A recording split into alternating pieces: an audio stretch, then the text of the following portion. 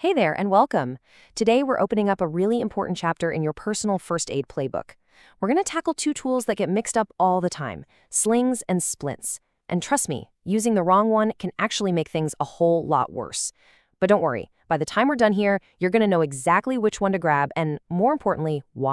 Okay, so picture this. You're out somewhere, maybe on a hike or at a game, and someone takes a fall. They've hurt their arm. You've got a first aid kit. What do you do? Sling or splint? This isn't just a pop quiz, you know. Knowing the difference here is absolutely critical. It's the key to giving the right help and making sure you don't cause any more damage. So let's get you ready to make that call. All right, here's our game plan. First, we'll dive into slings, your arm's best friend. Then, we'll meet splints, the body's bodyguard. After that, we'll have a little showdown, sling versus splint. We'll cover the golden rules you have to follow, and then wrap it all up with what you really need to know. Simple as that? Okay, first up, slings. I want you to think of a sling as a supportive hug for an injured arm. Seriously, its main job isn't about being super rigid. It's all about comfort and support. Just kind of cradling the arm and keeping it safe and snug against the body so it can start to heal. So what is it, technically? Well, it's basically a supportive piece of cloth, or bandage, that's used for the upper body. We're talking shoulder, arm, forearm, wrist, that whole area. And its job is threefold: to support, to immobilize just a little, and to elevate. That's what makes it so useful for so many different kinds of upper body injuries. But what's the point? Why are we even using a sling? Well, it's all about making a safe little bubble for that arm to heal in. By taking the weight of the arm, you automatically cut down on movement. Less movement means less pain. Plus, it helps keep swelling down and protects all those healing tissues from getting bumped around. It's all about comfort and protection. Now, there are a few types, but this is the classic, the one you probably picture in your head, the standard arm sling. It just supports the forearm and hand right across the chest. This is your go-to for things like a forearm fracture or a bad sprain. Simple, effective. Then you've got the elevation sling, which is a bit more specialized. The name tells you everything you need to know, right? The whole goal here is to keep the hand raised up higher than the heart. Why? Gravity. It helps all that fluid drain away from the injury and reduces swelling. It's such a simple trick, but it's pure genius from a first aid perspective. And finally, what if the injury is way up high, like the shoulder or the clavicle, your collarbone? For that, there's the collar and cuff sling. It does exactly what it sounds like. It supports the arm, but the support comes directly from the neck. All right, let's switch gears and talk about splints. Now, remember how we said a sling is like a supportive hug? Well, a splint is like a strict bodyguard. Its whole mission is totally different. It's not about comfort, it's about one thing and one thing only: preventing any movement whatsoever. Let's look at the official wording. The two words that just jump out are rigid and immobilize. This is the complete opposite of that soft, flexible sling. A splint is firm. Its job is to lock an injured part in place. Think of it like you're building a temporary external skeleton around the injury to make sure it absolutely cannot move. And this is why that rigidity is so important. When you completely immobilize a fracture, you're doing more than just stopping the pain.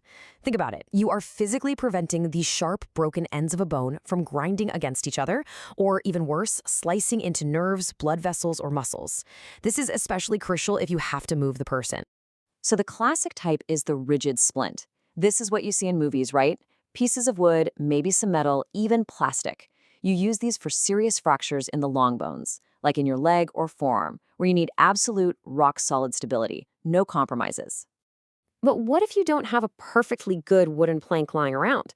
Well, you improvise. And that's where a soft splint comes in. We're talking about using whatever you've got: a pillow, a rolled-up jacket, a thick magazine, and wrapping it firmly around the injury. It's a brilliant, real-world first aid move. Okay, this one is probably my favorite, just because it's so clever. The anatomical splint. This is when you use another part of the body as the splint. The classic example is taping a broken finger to the healthy one right next to it, or even strapping an injured leg to the uninjured one. Your own body becomes the tool. How cool is that? All right, we've met the contenders individually. Now it's time for the main event, the showdown, sling versus splint. We're going to put them right next to each other to make those differences crystal clear. This is where it all clicks into place. So let's break this down. Look at the purpose. A sling is all about support. A splint is about immobilization. Rigidity? A sling is soft. A splint is rigid or semi-rigid. Where do you use them? Slings are pretty much just for the upper limb. Splints, you can use them on any limb. So the main use really boils down to this. A sling is for support and comfort, while a splint is to stop all movement and prevent more damage. Okay, so picking the right tool, that's only half the battle. Seriously, how you put it on is just as crucial. So let's talk about the first aid golden rules. These are the non-negotiables, the things you have to do every single time to make sure you're actually helping and not accidentally making things worse. Rule number 1, don't move the injured part more than you absolutely have to. Number 2, and this is a big one, check for circulation and sensation. Can they feel their fingers or toes? A great trick is to squeeze a fingernail. It should go white and then pink up again really fast. Rule 3, don't tie anything too tight. You don't want to cut off circulation. Snug is good, tourniquet is bad. 4, pad any bony areas, like the ankle bone or wrist, to prevent rubbing. 5, do what you can to keep the person calm and comfortable. And finally, remember, this is first aid. Your job is to stabilize things until a professional can take over. Always, always get them to a hospital.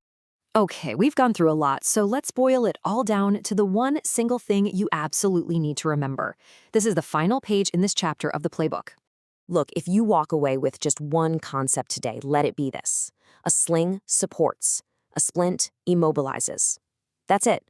One gives a supportive hug for comfort and healing. The other acts as a rigid bodyguard to stop any further damage. Support versus immobilize. If you remember that, you've got it. So you've got the knowledge now. You know the what and the why. But here's the real final question for you. If something happened right now, in this room, could you look around and improvise? Could you turn your sweater into a sling? Could you use a couple of magazines and a belt to make a splint? Thinking through that now, well, that's what makes all the difference when it really counts.